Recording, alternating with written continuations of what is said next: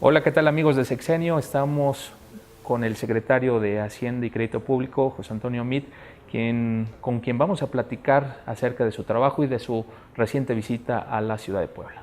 Pues muchas gracias, gracias por el espacio. Muy bien, ¿cómo le fue este día de gira? La verdad es que fue, yo creo, una gira interesante en dos sentidos. Se anuncia un programa nacional que va a permitir modernizar las diferentes modalidades de transporte público, de transporte colectivo, desde el taxi hasta el camión y la propia estación de servicio, si esta estación de servicio fuera a base en gas. Un programa de 5,000 millones de pesos en su primera etapa, que en el caso de Puebla implicará una derrama de más de 1,000 millones de pesos que se va a traducir en un parque vehicular mucho más moderno, mucho más eficiente, mucho más seguro. Lo pongo en perspectiva, en el caso de la ciudad de Puebla, circulan diario más o menos 6,000 vehículos colectivos en alguna modalidad de transporte público. Estos 6,000 vehículos son apenas el 2% del parque vehicular y sin embargo transportan a la mitad de la población que todos los días exige de alguna solución de movilidad en Puebla. Por lo que si nosotros podemos modernizar estos vehículos que dan este servicio, pues habremos de poder atender un porcentaje muy importante de la población en Puebla capital, en Puebla estado. Habían representantes de cada una de las regiones y en un programa que tiene alcance nacional, hacer una diferencia en la calidad de nuestro transporte público. Muy bien, lo vemos trabajando muy activo día y noche. ¿Cómo terminará el gobierno de Enrique Peña Nieto en materia hacendaria? Mira, enfrentamos momentos complicados, enfrentamos retos relevantes, enfrentamos un contexto de mucha incertidumbre que fundamentalmente nos viene de fuera, pero tenemos para enfrentarlo muchos elementos que nos ayudan a generar certeza adentro. Tenemos una política fiscal responsable que en momentos difíciles de todas maneras nos permite que vayamos cumpliendo con los objetivos de déficit, que vayamos estabilizando la deuda y que esto empiece a caer hacia finales de la administración como porcentaje del PIB, una política monetaria que ha sido muy proactiva y que nos ha ayudado a anclar las expectativas de inflación alrededor del objetivo del Banco de México y una política de reformas estructurales que hoy le abren al país nuevas avenidas de desarrollo, nuevas fuentes de inversión y nuevos espacios de crecimiento, por lo que tenemos una economía más diversificada, más robusta, más competitiva, que una vez seamos capaces de ir despejando estas incógnitas que hoy tenemos, sobre todo en relación a cómo habremos de seguirnos vinculando con la región de Norteamérica, le darán al país una muy buena plataforma para crecer de manera incluso más acelerada de lo que hemos hecho hasta ahora. ¿Cuáles son estos elementos y cuál es la garantía de que sean sólidos para...? Mira, pongo en perspectiva solamente un par, que yo creo que nos ayudan a dimensionar lo mucho que hemos cambiado. Solamente la modernización del aeropuerto este año va a implicar inversiones por casi 30,000 millones de pesos. Se hará al amparo de una asociación pública-privada, figura apenas recientemente legislada. Al amparo de la misma figura se está modernizando el puerto de Veracruz. Sumados los dos son casi 60,000 millones de pesos de inversión. Los compromisos de inversión que ha recibido el país al amparo de la reforma energética superan los 60,000 millones de dólares. 60,000 millones de dólares que habrán de traducirse en empleos y en oportunidades. La red compartida en la vida del proyecto implicará un despliegue de inversión de 59,000 millones de pesos, de los cuales 20,000 habrán de hacerse en lo que termine esta administración. Eso quiere decir que tanto nuestro sector energético como el de telecomunicaciones, pero pasando por el financiero, por la estructura de nuestro mercado laboral, todo ello habrá de tener mejores espacios de modernidad, de flexibilidad e invitar a una mucha mayor participación de actores nacionales y extranjeros. Estos modelos de inversiones público-privadas son muy criticados. Hay quienes lo señalan como deudas. Yo creo que indebidamente. La verdad es que es una modalidad que se usa en México, que se usa en el mundo, que es una alternativa de participación para que proyectos que son rentables, para que proyectos que generan su propia fuente de pago, permita que se lleven a cabo sin generar presión en las finanzas públicas. Yo creo que es una muy buena modalidad para generar inversión, para generar empleo, para hacerlo con transparencia, para hacerlo de manera competitiva.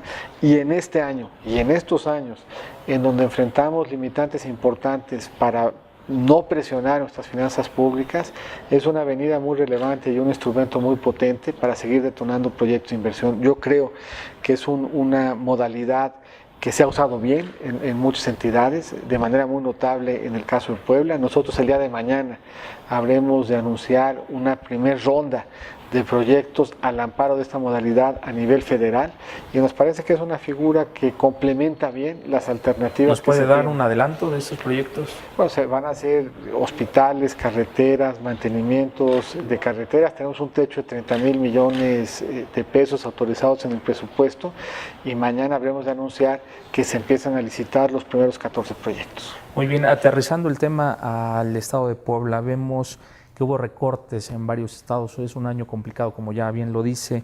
En el Fondo de Aportaciones para la Infraestructura Social, ¿qué espera el gobierno federal de la aplicación de estos recursos por parte del gobierno de Tony Gali? En el caso de dos fuentes de ingresos muy importantes para el Estado, las participaciones y las aportaciones, igual que las participaciones referidas a la recaudación federal participable, estamos esperando una buena conducta de esa recaudación federal participable, por lo que desde el punto de vista de los ingresos, tanto los de libre designación que vienen por participaciones, como los etiquetados que vienen en las aportaciones y dentro de ellas el Fondo de Aportaciones para la Infraestructura Social, habrán de comparar bien con lo que se recibió en el 2016.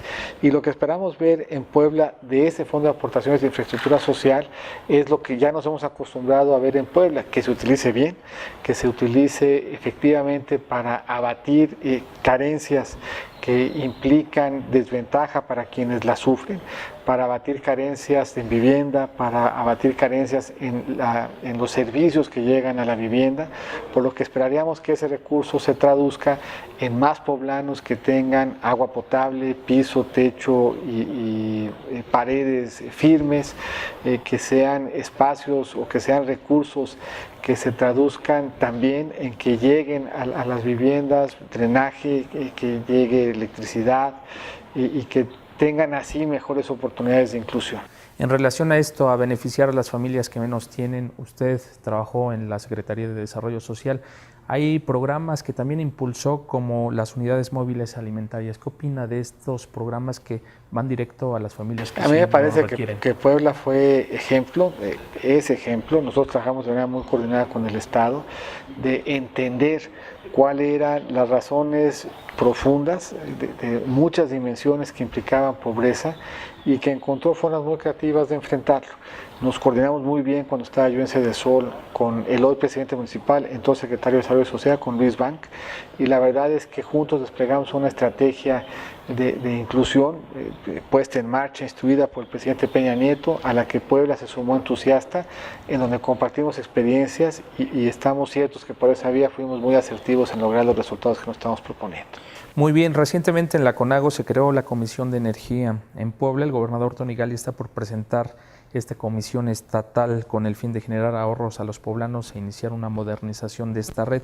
¿El gobierno federal seguirá apoyando estos proyectos? Sí, nos parece que es muy importante. Es justamente un ejemplo de una reforma energética que funciona y que se expresa esa modernización en la matriz de generación eléctrica, que es una matriz más limpia, más diversificada, en donde podemos encontrar ejemplos aquí mismo en Puebla de generación con fuentes alternas, con fuentes renovables, con fuentes limpias, y nos parece que es un esfuerzo en el que el gobierno federal está comprometido y en donde estamos encontrando en Puebla un buen acompañamiento. En relación a estas nuevas tecnologías que permiten la movilidad sin el uso de combustible, de fósiles también, ¿nos puede dar su opinión de los siguientes temas? Por ejemplo, el sistema de gas natural, el biotanol, los autos eléctricos. ¿Qué tanto nos pueden ayudar como Creo que país? nos ayuda a ir diversificando la matriz energética en el transporte.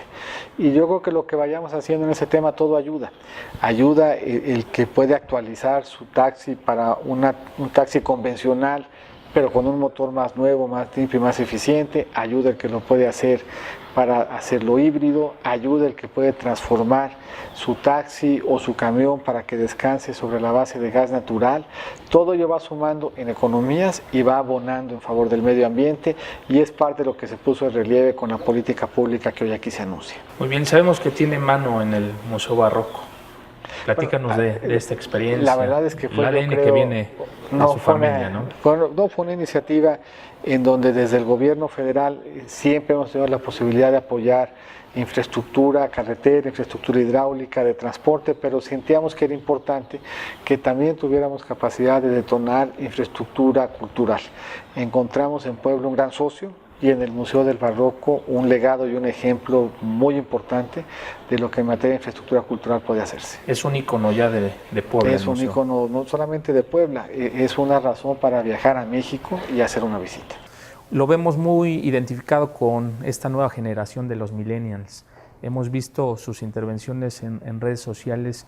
¿Cómo saltar o dar ese paso para tener ese contacto con estas nuevas generaciones como funcionario del gobierno federal? La verdad es que yo creo que es un reto general el de cómo comunicarnos desde el gobierno con la sociedad y estas herramientas que para muchos de nosotros, para mí en lo particular, son novedosas, son diferentes, nos implican retos y también oportunidades de tratar de entablar espacios de diálogo directo con la sociedad en donde sepan y sientan que los funcionarios estamos cerca, que estamos preocupados por servirles y que estamos ocupados en rendirles cuentas. Finalmente, es un secretario identificado con varios actores políticos del PRI, del PAN, de Nueva Alianza. Tenemos pues una lista, o tiene una lista de amigos en todo esto. ¿Cómo permear su trabajo como secretario con todos estos grupos? La verdad es que lo que nos identifican a todos estos que hemos sido amigos en la política es el deseo de hacer un buen trabajo por México. Y yo creo que eso es lo que ha consolidado pues, la amistad de una generación que ha encontrado expresión en diferentes fuerzas políticas, que hoy encuentra en mi caso el liderazgo del presidente Peña Nieto, pero que en el ánimo de buscar una transformación para bien del país, hemos venido formando amistades que descansan en ningún otro objetivo que el que tratar de hacer las cosas bien. ¿Cómo se ve en el 2019? ¿Dónde se ve? Yo espero verme satisfecho de haber entregado buenas cuentas. Muy bien, secretario. Gracias, qué mal. Gracias. Gracias.